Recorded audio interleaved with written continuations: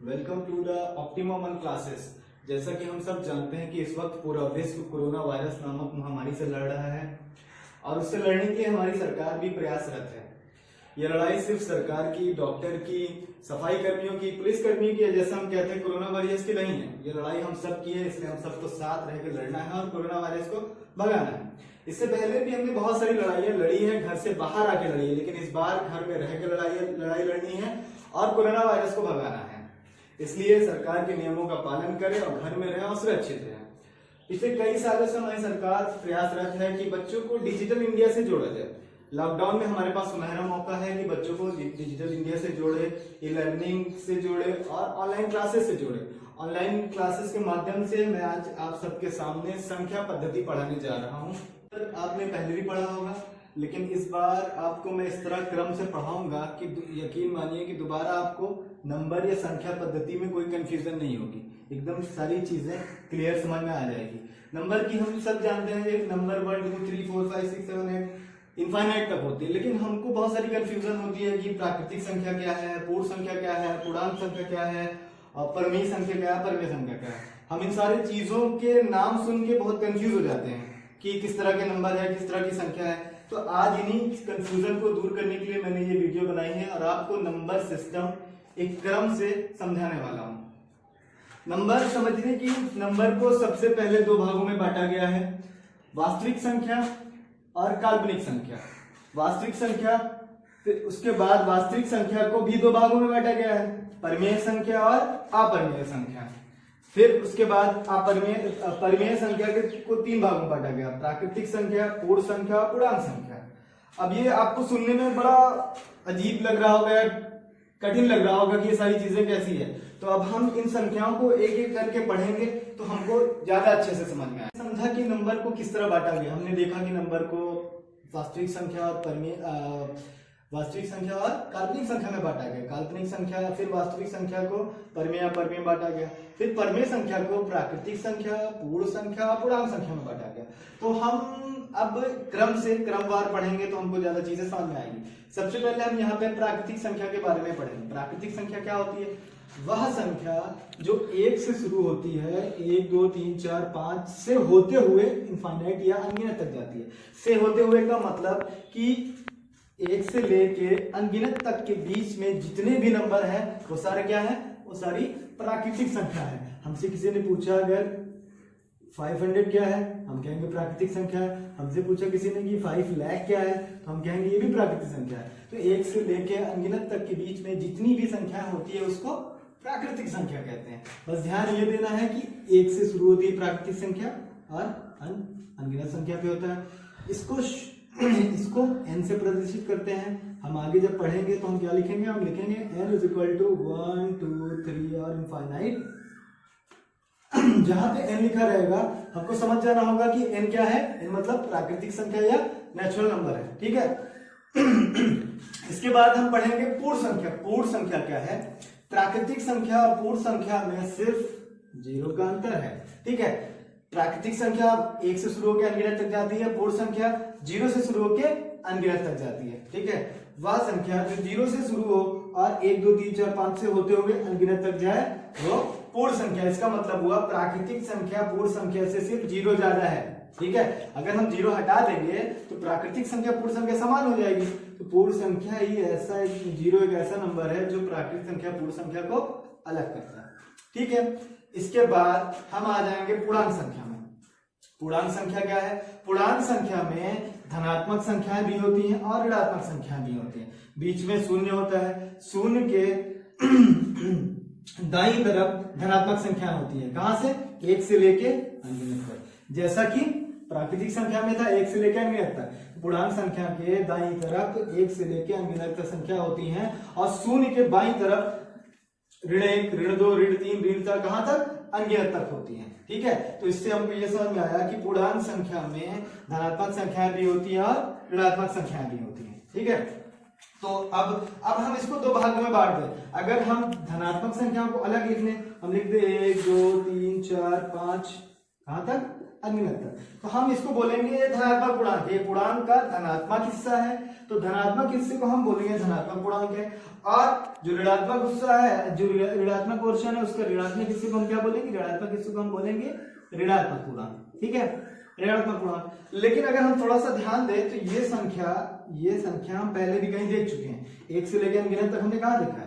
एक से लेकर अनगिनत तक हमने देखा है प्राकृतिक संख्या में। प्राकृतिक संख्या एक से लेकर अनगिनत तक होती है, धनात्मक पूर्णांक एक से लेकर अनगिनत तक होता है। तो इसका मतलब प्राकृतिक संख्या को हम धनात्मक पूर्णांक भी कह सकते हैं और प्राकृतिक संख्या को गणन संख्या भी कहते हैं। गणन संख्या मतलब गिनने वाली संख्या। ठीक है, जिस संख्या से हम गिनना शुरू करते हैं उसे गणन संख्या कहते हैं, जैसे 1 2 3 4 5 6 7 8।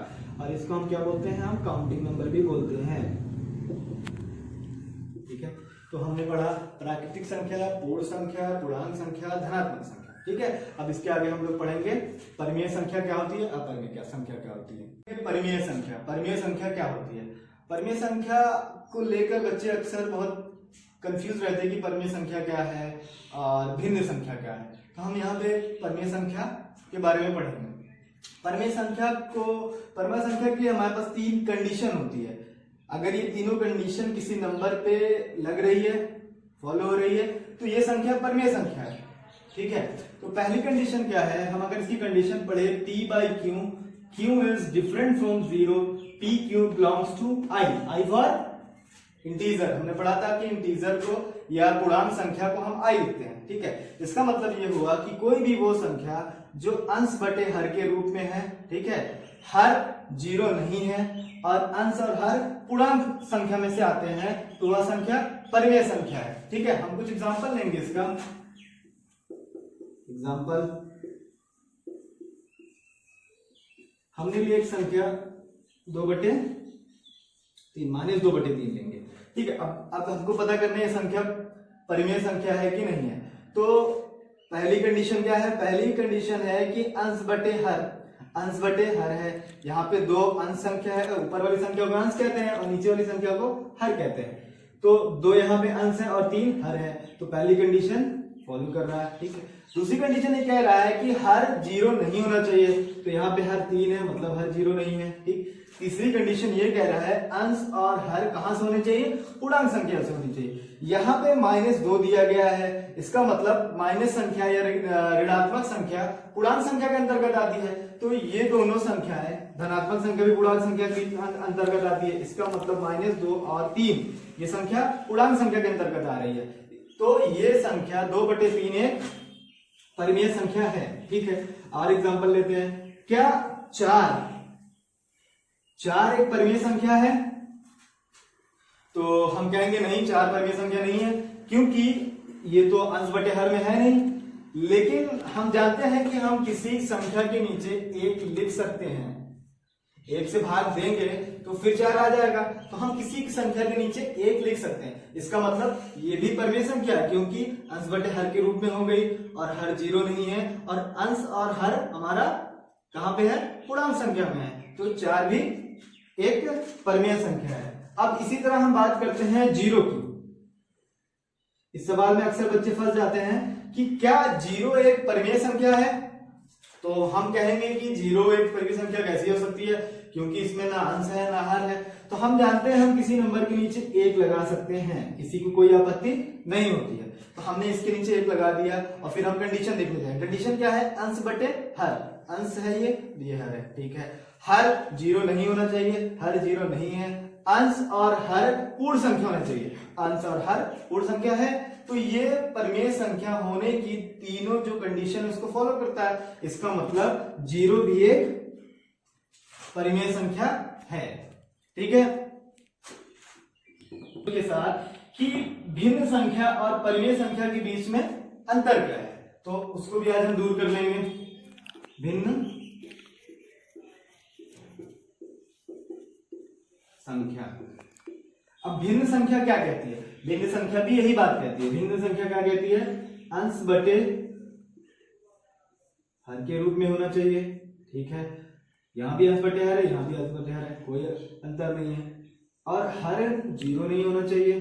हर जीरो नहीं होना चाहिए, यहाँ भी हर जीरो नहीं होना चाहिए, परिमेय संख्या में भी हर जीरो नहीं होना चाहिए और भिन्न संख्या में भी हर जीरो नहीं होना चाहिए। लेकिन भिन्न संख्या में अंश, परिमेय संख्या में अंश और हर कहां से होते हैं? अंश और हर होते हैं पूर्णांक संख्या से, लेकिन भिन्न में अंश और हर कहां से होते हैं? पूर्ण संख्या से। यही एक अंतर है दोनों संख्याओं में। अब इससे क्या फर्क पड़ रहा है? इससे यह फर्क पड़ रहा है कि हम जानते हैं पूर्ण संख्या जो होती है जीरो से शुरू होती है, 1 2 3 4 5 कहां तक? अनगिनत तक, ठीक है। लेकिन पूर्णांक संख्या क्या होती है? पूर्णांक संख्या में जीरो बीच में होता है, दाईं तरफ धनात्मक संख्या होती है और यहाँ पे हमारे बाईं तरफ धनात्मक संख्या और दाईं तरफ ऋणात्मक संख्या होती है, ठीक है। इसका मतलब ये समझ में आया कि हम परिमेय संख्या में ऋणात्मक संख्या ले सकते हैं, लेकिन भिन्न संख्या में हम ऋणात्मक नहीं ले सकते हैं। यही एक अंतर परिमेय संख्या और भिन्न संख्या में है। -2/3 एक परिमेय संख्या है, भिन्न संख्या नहीं है, क्योंकि यहाँ पे 2 एक ऋणात्मक संख्या। अगर हम ऋण हटा दे तो 2/3 क्या है? भिन्न संख्या भी है और परिमेय संख्या भी है, ठीक है। मेरे हिसाब से आपको भिन्न संख्या और परिमेय संख्या के बीच का अंतर समझ में आ गया होगा। अब हम बात करते हैं अपरिमेय संख्या की। अपरिमेय संख्या क्या है, हम इसको समझेंगे। अगर हम परिमेय संख्या के हिसाब से समझे तो बहुत आसान है। जिस संख्या को हम अंश बटे हर के रूप में नहीं लिख सकते उसको हम कहते हैं अपरिमेय संख्या, ठीक है। जिस संख्या को हम अंश बटे हर के रूप में नहीं लिख सकते उसको कहते हैं अपरिमेय संख्या, ठीक। जिस संख्या को हम अंश बटे हर के रूप में नहीं लिख सकते उसको कहते हैं अपरिमेय संख्या, ठीक है। अगर हम एग्जांपल लेंगे तो हम एग्जांपल इसका बताएंगे आपको।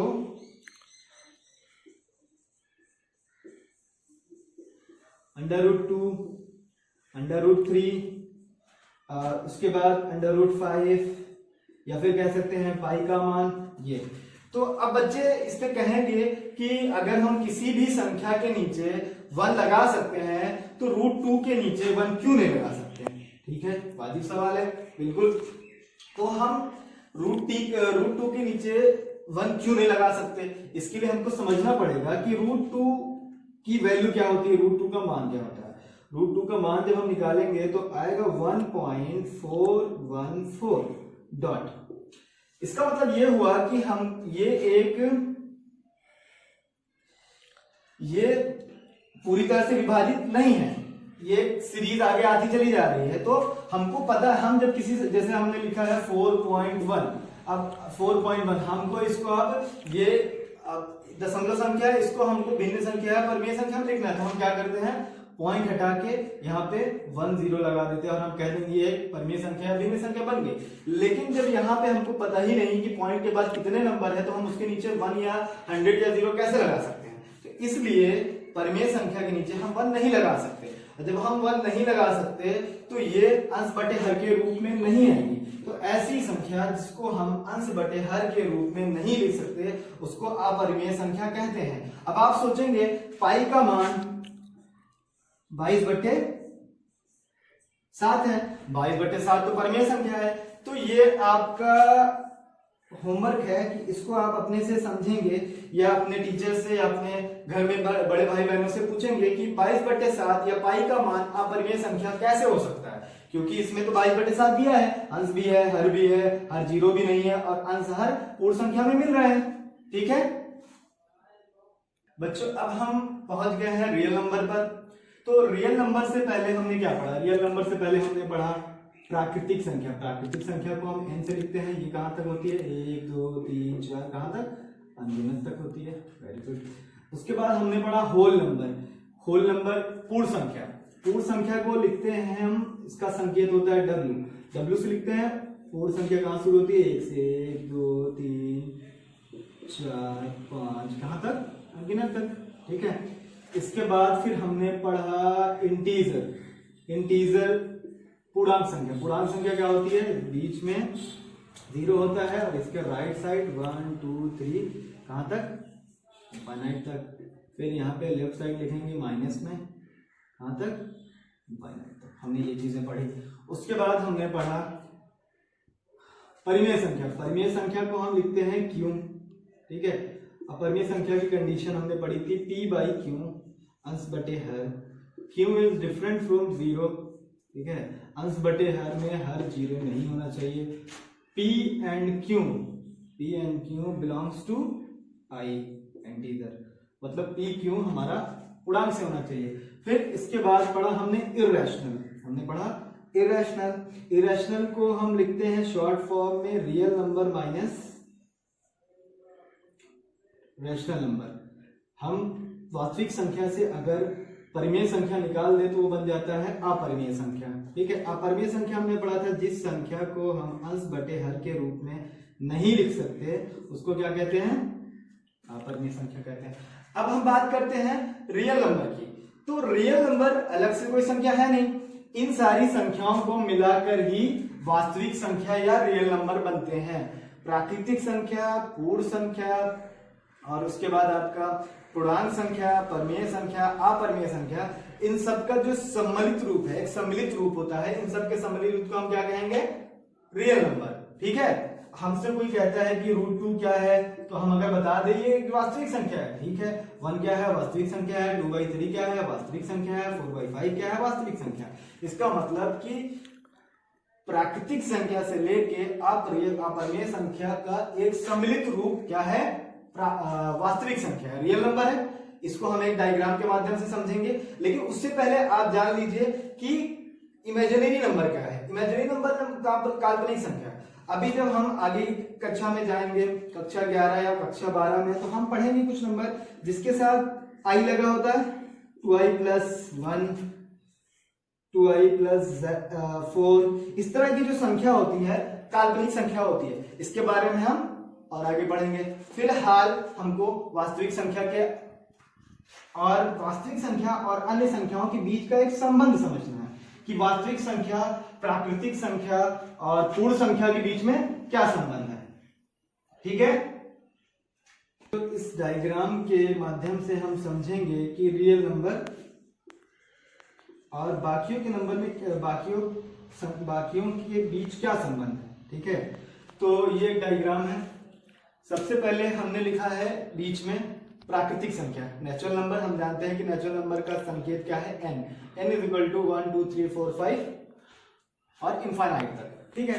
उसके बाद क्या आता है, होल नंबर मतलब पूर्ण संख्या। पूर्ण संख्या में क्या है कि प्राकृतिक संख्या से सिर्फ 0 ज्यादा है, ठीक है। इसके बाद हमने लिखा पूर्ण संख्या 0 शुरू होकर अनगिनत तक जाती है, ठीक है। उसके बाद हमने लिखा पूर्णांक संख्या। पूर्णांक संख्या में पूर्ण संख्या होती है, पूर्ण संख्या 0 से अनगिनत तक शुरू होती है, ठीक है। पूर्णांक संख्या में 0 से अनगिनत तक की संख्या, इसका मतलब पूर्ण संख्या पूर्ण संख्या पूर्णांक संख्या के अंदर आता है, तो हमने यहाँ पे लिख दिया। और फिर हमने बाहर क्या लिखा, परिमेय संख्या। परिमेय संख्या क्या होती है, अंश बटे हर कभी 0 नहीं होता। अंश और हर कहाँ होते हैं, पूर्णांक संख्या में होते हैं। और इसका मतलब यह हुआ कि सारी संख्या परिमेय संख्या के अंतर्गत आती है, क्योंकि अगर हम एक प्राकृतिक संख्या ले इसके नीचे हम 1 लगा दें या फिर 1 लगा दें, अगर हम इसके नीचे 1 लगा दें तो ये बन गई परिमेय संख्या। हमने लिया पूर्ण संख्या 0, इसके नीचे हम 1 लगा दिया तो ये बन गई परिमेय संख्या। इसके बाद हमने लिया एक पूर्णांक संख्या, इसके नीचे हमने 1 लगा दिया, ये बन गई परिमेय संख्या। इसके मतलब ये सारी संख्याएं परिमेय संख्या है, ठीक है। तो ये हो गई परिमेय संख्या की बात। अब अपरिमेय संख्या का इन संख्याओं से कोई संबंध नहीं है। अपरिमेय संख्या इन लोगों से अलग है, इन सारी संख्याओं से अलग है। अपरिमेय संख्या क्या होती है, जिस संख्या को हम p/q के फॉर्म में या फिर अंश बटे हर के रूप में नहीं लिख सकते उसको कहते हैं अपरिमेय संख्या, ठीक है। √2, √3 और ये पाई, ये है अपरिमेय संख्या। लेकिन अब बात ये उठ रही है, यहाँ पे रियल नंबर की बात तो कहीं हो ही नहीं रही है, वास्तविक संख्या की बात कोई कर ही नहीं रहा है। तो वास्तविक संख्या क्या है, अगर हम इस पूरे सेट को, एक है अपरिमेय संख्या और एक है परिमेय संख्या का पूरा सेट, इसको अगर मिला देंगे तो इस पूरे को क्या कहेंगे हम, रियल नंबर कहेंगे, ठीक है। अब यहाँ पे क्वेश्चन क्या बनता है, क्वेश्चन ये बनता है कि हम पूछते हैं कि क्या सभी पूर्ण संख्या प्राकृतिक संख्या होती है।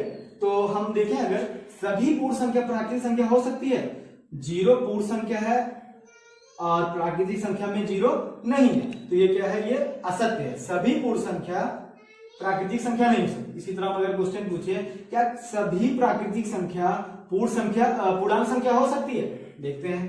प्राकृतिक संख्या 1 से लेके अनगिनत तक है, पूर्णांक संख्या में 1 से लेके अनगिनत तक है, तो इसका मतलब ये कंडीशन सत्य है। तो हमको समझना ये है कि अब अच्छा एक और एग्जांपल ले लेते हैं। हमने पूछा कि सभी पूर्णांक संख्या परिमेय संख्या है, तो सारी पूर्णांक संख्या है ये, इसके नीचे अगर 1 लगा दिए तो परिमेय संख्या बन जाएगी। इसका मतलब कि सभी पूर्णांक संख्या परिमेय संख्या है। तो अगर हम अंदर से बाहर निकलते हैं, अंदर से बाहर निकलने का मतलब हम पूछते हैं प्राकृतिक संख्या पूर्ण संख्या है तो है, पूर्ण संख्या पूर्णांक संख्या है तो है, पूर्णांक संख्या परिमेय संख्या है तो है। अगर हम अंदर से बाहर निकल रहे हैं तो ये कंडीशन क्या है, सत्य है, हम कहेंगे ये सत्य है। लेकिन अगर हम वापस जा रहे हैं, हम बड़ी संख्या से छोटी संख्या की तरफ जा रहे हैं तो असत्य। जैसे हमने पूछा कि सभी परिमेय संख्याएं प्राकृतिक संख्या हो सकती है, तो नहीं हो सकती, क्योंकि -3/2 एक परिमेय संख्या है, पर यह प्राकृतिक संख्या नहीं है क्योंकि इसमें माइनस लगा हुआ है। इसी तरह हम पूछें कि सभी पूर्ण संख्या प्राकृतिक संख्या है, नहीं है क्योंकि पूर्ण संख्या के पास 0 है। तो ये था पूरा रियल नंबर का कॉन्सेप्ट। मेरे हिसाब से आप लोगों को समझ में आया होगा। अगर कोई चीजें नहीं समझ में आई तो आप नीचे कमेंट में लिख के पूछ सकते हैं, मैं उसको आगे से और डिटेल में बताऊंगा।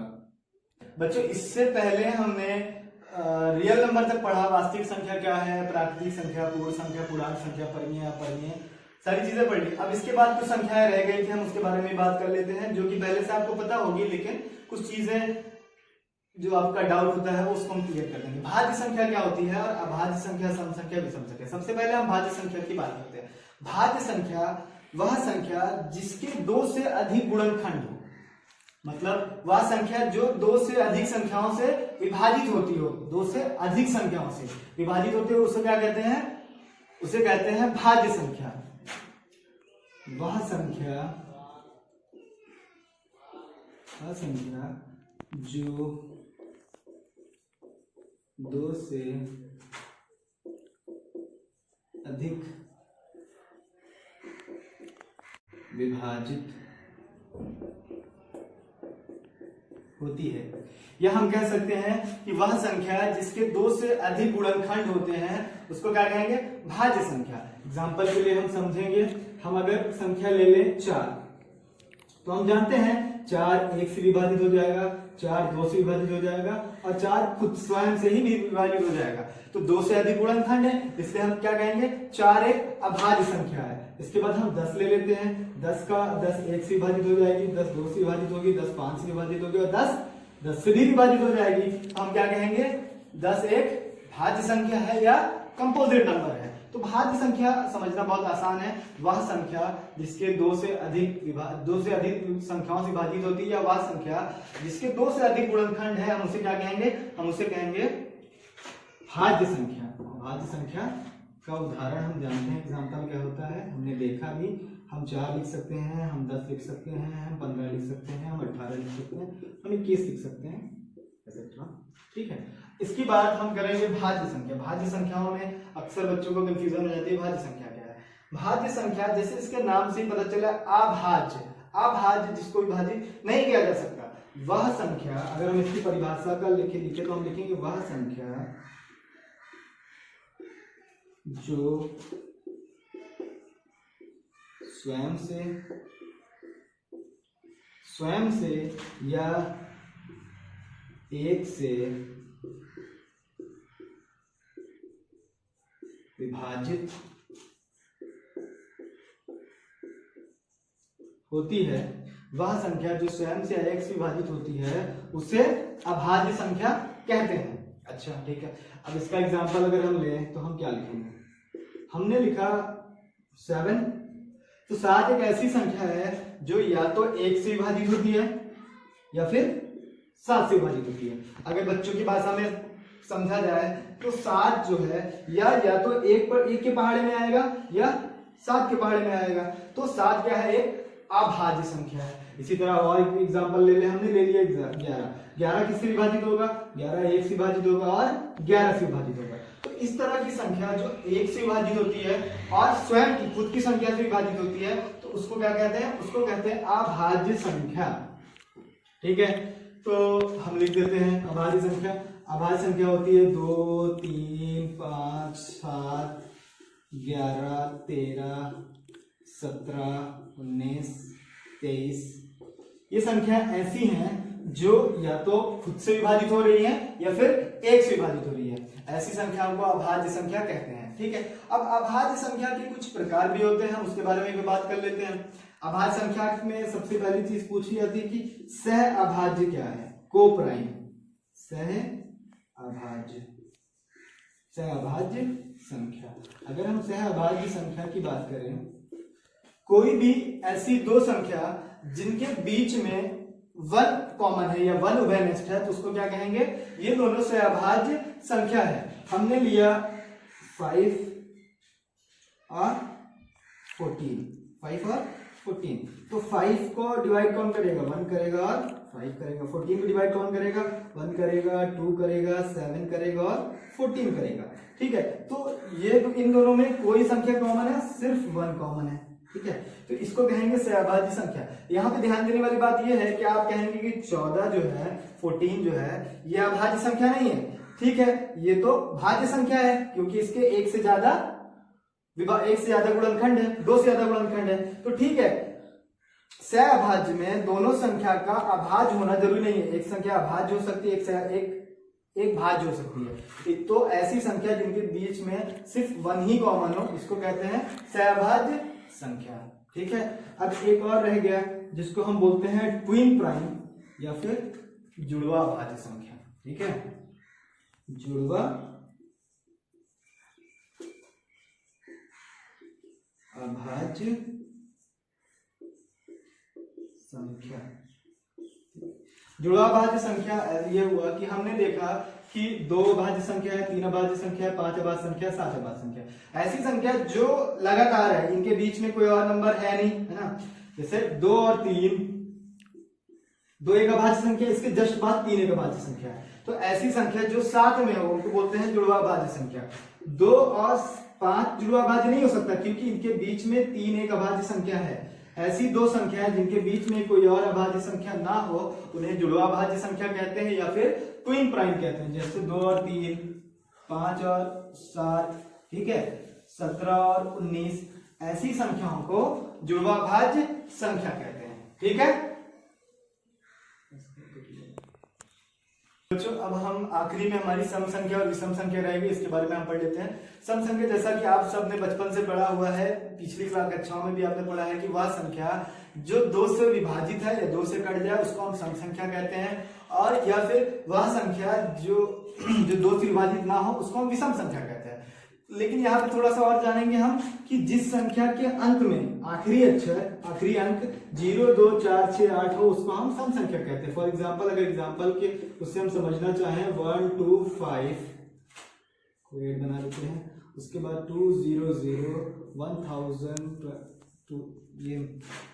तो इन संख्याओं के आखिरी में क्या है, इसके आखिरी में 8 है, इसके आखिरी में 0 है और इसके आखिरी में भी 8 है। तो वह जिन संख्याओं के अंत में 0, 2, 4, 6, 8 आता है उसको हम क्या कहते हैं, उसको हम कहते हैं सम संख्या।